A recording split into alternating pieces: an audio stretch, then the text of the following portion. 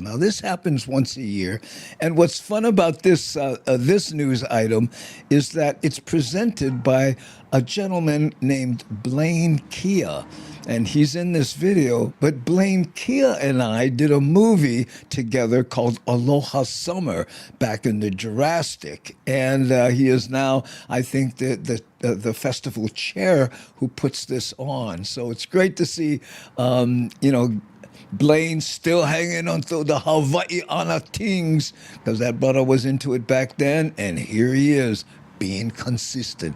So let's take a look at what's coming up with the Aloha Festival.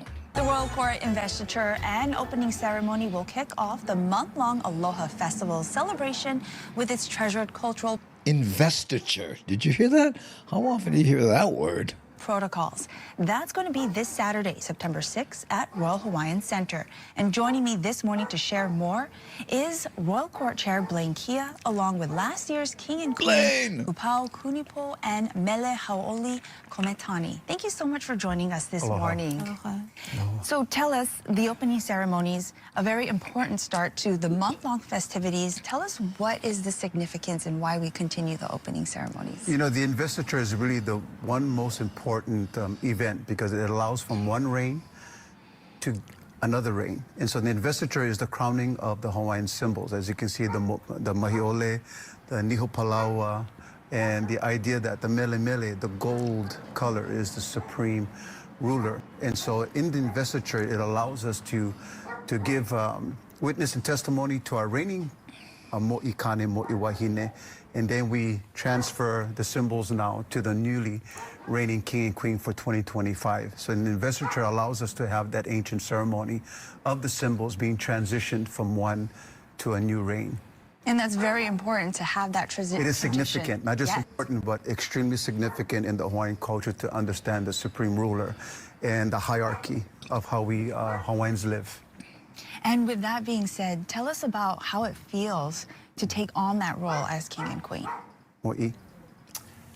It's such an honor to be able to represent my ohana and also my kupuna in this role. So it's very humbling, but yeah, very grateful. Would you like to add anything? Oh, I was just going to say that it is a kuleana, right? For not only for our generation, but for future generations as well. Absolutely. And the opening ceremonies, you guys will be over there, but this is not going to be the only time during the opening ceremonies that the king and queen will be present. Correct. So we have some wonderful celebrations of aloha and the celebration of the aloha spirit. We have our signature events are the Waikiki Ho'olaule'a on Saturday the 20th. We have the floral parade on September 27th. But we're now engaging into some of our moku. We're going outside of Waikiki, Waimea Valley. Cool. With Waimea Valley, we're going to be going there into many other areas. But we want to make sure that our court and our mo'i gets to go out there and see our people throughout the island of Oahu and the Pai'aina to make sure that everybody understands the significance of our rich heritage. And it's important during this time to celebrate the aloha spirit and understand what that really means to our people, but most of all to our ancient past. And this is open to the public. Can you tell us what they can expect? Well, they can expect a lot of celebratory environments where we share the beauty of Mele, the beauty of hula, the beauty of our arts, the beauty of, again, seeing our court appear and the protocols that come with it and the dignity and the grace that comes with it. There's an important reciprocation in our culture that needs to be understood. And in today's society, we're losing a little bit of that. So we really need to get back to that so everybody understands there is a place for everyone in our society and everybody should know where their place is.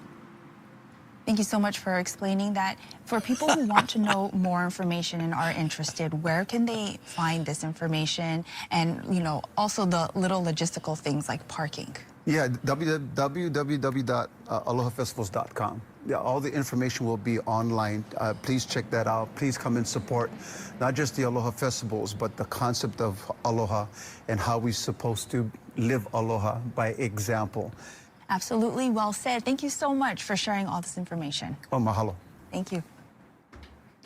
I love how he gives the URL there, the address of the website, and he adds www. Now, do you still need to do that? I guess this is a question more for Shakalaka. She's our tech person here, but I always, every time I see www, I go, well, okay, hold on. First of all, let me just try it without the www. It still works. Why do people say www? So people know that it's on the web. I don't know. And it's interesting because it's an acronym, of course, www, which is twice as long as World Wide Web, which is what it stands for. Okay, I'll get off my soapbox.